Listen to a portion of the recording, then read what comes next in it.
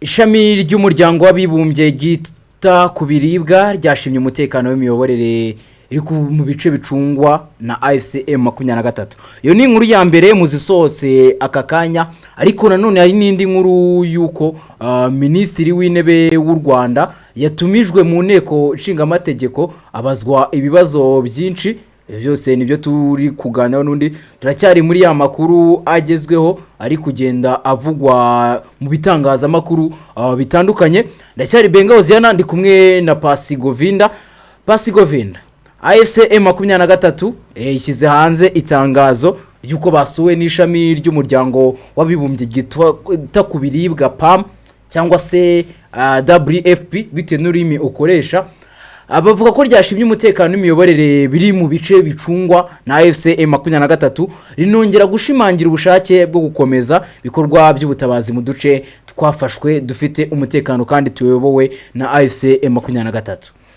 Yego ntekereza ko ni itangazo rije nyuma yuko bari banasuwe n'ubundi mu minsi ishize na komisiyo cyangwa ishami n'ubundi rishinzwe gutanga ubutabazi rya Croix Rouge mu minsi ishize. Tunabona ko Croix Rouge nayo yatashye yishimiye uburyo M23 ifata abaturage bo mu bice iyobora, ndetse n'abaturage bakagaragaza yuko bishimiye kuba bari mu biganza bya M23. Bavuga ko iyi M23 ari umuryango ariko ushinzwe kureberera cyangwa kubungabunga umutekano w'abaturage muri rusange.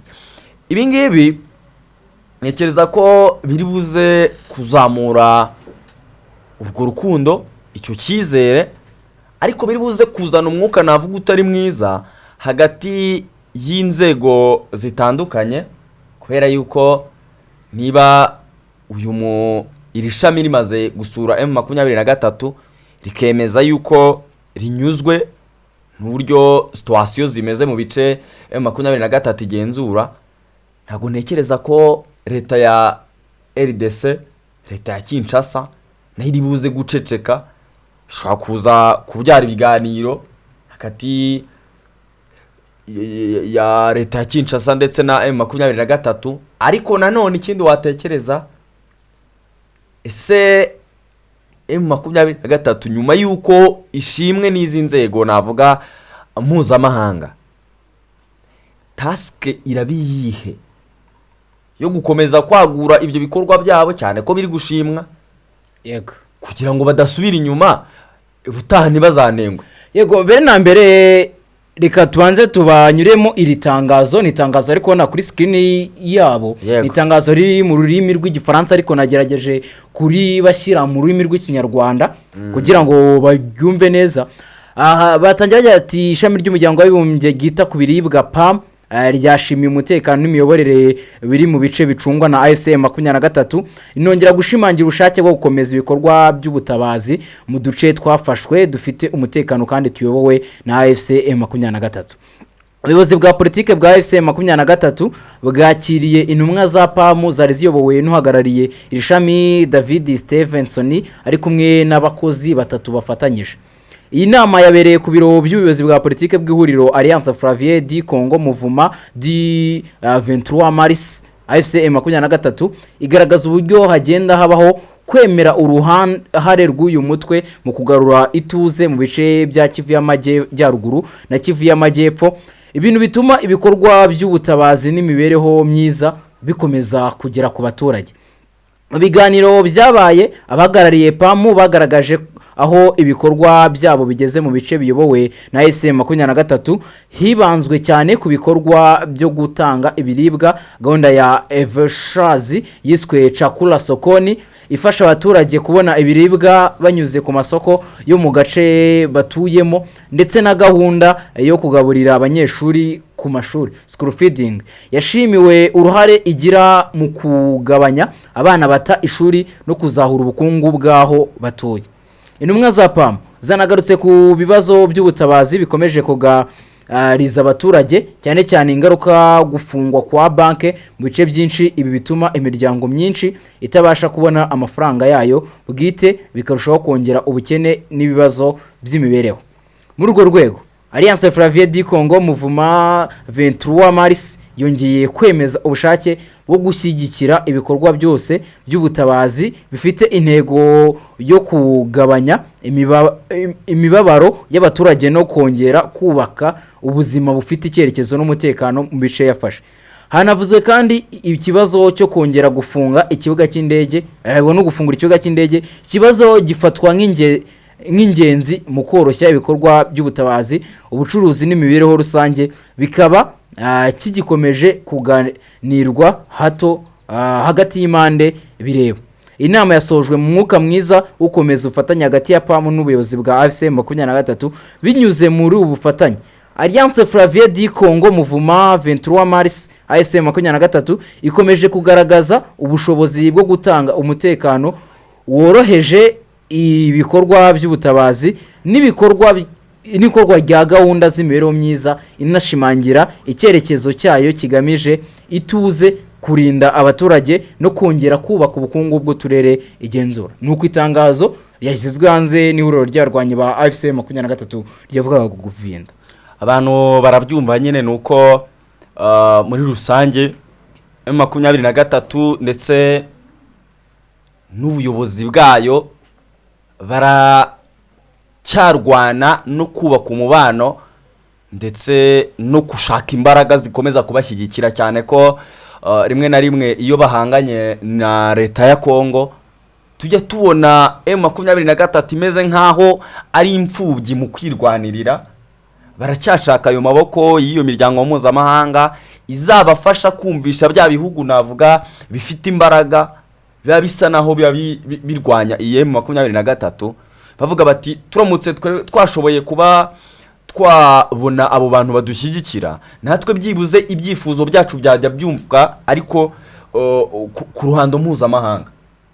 Yego, ubwo nuko bimeze kuri AFC 23 ndetse n'umuryango mpuzamahanga ushinzwe ibiribwa World Food Program cyangwa se PAM kwakoresha ururimi rw'igifaransa. Naho inteko nshinga amategeko umutwe w'abadepite yasabye minisitiri w'intebe kuyigaragariza uko guverinoma izakemura ibibazo bikigaragara mu ishoramari mu rwego rw'ubuhinzi. Yego, ni ibingibi ni byagarutsweho mu nama yabaye ku munsi w'ejo tariki ya 6 Gicurasi, ubwo ni muri uku kwezi kwa 5. Ni inama nyine yahuzaga komisiyo y'ubukungu n'ubucuruzi, bwo bagezaga ku nteko rusange raporo yakozwe mu isesengura rya raporo y'ibikorwa bya banki nkuru y'u Rwanda byo kuva ku itariki ya mbere muri Nyakanga 2024 kugeza tariki ya 30 Kamena 2025. Rumvikana ko nyine hari uburyo babaramo amasizoni mu bijyanye n'ubukungu ndetse n'ubuhinzi n'ubworozi bitewe n'uburyo bo babibara. Perezida rero w'iyi komisiyo Depite Munyengango Theogene yagaragaje ko muri rusange ishusho y'ubukungu bw'u Rwanda igaragaza igabanuka ry'umusaruro w'urwego rw'ubuhinzi n'ubworozi, aho uwo musaruro wavuye kuri 5.1% mu mwaka wa 2023-2024 igera ku gipimo cya 3.9 mu mwaka w'ingengo y'imari wa 2024-2025, bitewe n'umusaruro wabaye muke ku gihembwe cy'ihinga cya B cyabaye nyine mu mwaka wa 2024 mu gihembwe ndetse n'igihembwe cya 2025A. Ibingibi rero byaje nyuma yuko uyu musaruro bavuga ko wagiye ugabanuka bitewe n'impamvu runaka, kuko bajya gufata umwanzuro buriya bafite ibyo babanje kwemeranyaho. Bavuga ko rero Depite Munyengango mu gutanga ikibazo yavuze ati kuba hakiri umubare muto w'ububiko bw'ihunikiro ni kimwe mu bibazo, kuba igiciro cy'ibiryo by'amatungo ndetse n'imiti yayo bikiri hejuru nacyo ni ikindi kibazo, ndetse no kuba gahunda yo kuvugurura icyororo itaratangira nayo ni ikindi kibazo kiri gutuma umusaruro ugabanuka. Ndetse bakanavuga ko n'ikibazo cy'igipimo cy'ubwishingizi ku bijyanye n'ubuhinzi ndetse n'umusaruro w'ubworozi ari bimwe mu bibazo biri gutuma uyu musaruro ugabanuka. Rero mu gukomeza kugenda aganizwa yavuze ko byibuze bateganya ko guverinoma y'u Rwanda mu mipango bafite kugeza muri mwaka 2029 umusaruro w'ubuhinzi ndetse n'ubworozi uzaba wariyongeye ku kigero cya 50%. Ahubwo umuntu n'ukwibaza ati uyu musaruro wa 50% uzava hehe muri iyo myaka 2 cyangwa 3 iri imbere, cyane ko nyine turi kubona ko ibyo bibazo bihari bisa naho bitari buze guhita bibonerwa umuti aka kanya ngo bite bikemukira rimwe. Kuko niba ari icyo bibazo wenda cy'ibiryo by'amatungo ntabwo biri buze guhita dushinga uruganda aka kanya ngo ruhite rutangira rukore producing iyo miti y'ayo matungo, ibyo biryo by'amatungo bihite biboneka aka kanya. Ikibazo ahubwo kiri buze kwibaza ngo ibi bisubizo bari kuvuga ko bagomba kubona umusaruro wa 50% ugomba kwiyongera kugeza muri 2029 bwo n'imyaka 3 birava hehe? Igisubizo kiraza yego, ariko icyizere kiraturuka hehe? Yego, icyizere aho gituruka nuko guverinoma igomba gukora iki? Amavugurura. Niyo mpamvu inteko nshinga amategeko iba yabatumije kugira bagire ibyo basobanura. Nekeza ko nyuma yo gutumiza minisitiri w'intebe abagomba noneho gutumiza ubishinzwe noneho byanyabyo, ubifite mu nshingano mu buryo buziguye. Niyo minisitiri w'intebe abifite mu nshingano ariko ntago ari mu buryo buziguye. Nekereza ko ibyo nabyo ari byo bigomba kwitabwaho, agakorwa amavugurura kugira ngo igihe bihaye n'intego bihaye bizabe byagezweho. Ibyo bibazo nyine ubwo n'ukwanza kureba inzitizi zabayeho zikavanwa mu nzira, ingorane bagiye bahura nazo zikavanwa mu nzira, ubundi ibintu bikagenda neza. Icyo gihe cyagera byamaze gukemuka mu gihe ibi byose baba babikemuye. Yego, ubwo ndatekereza ko wenda nk'umuyobozi namuka minisitiri yitabye azazanye n'ingingo zizatuma ibyo bihinduka. Ubwo niyo mpamvu nyine tuba tubwira abantu ngo baguma ahangaha kugira ngo amakuru uko azajya agenda asohoka tugenda tuyabagezaho 5 kuri 5. Gusa nyine iyo ugiye kureba apari ibyo y'uwo musaruro ku isoko wagiye ugabanuka, hari byinshi ubona ko ibiciro byariyongeye ariko bijyanye n'ibikomoka ku matungo, ariko hari uburyo ubona nyine bigomba kuba byahinduka byanze bikunze uko byagenda.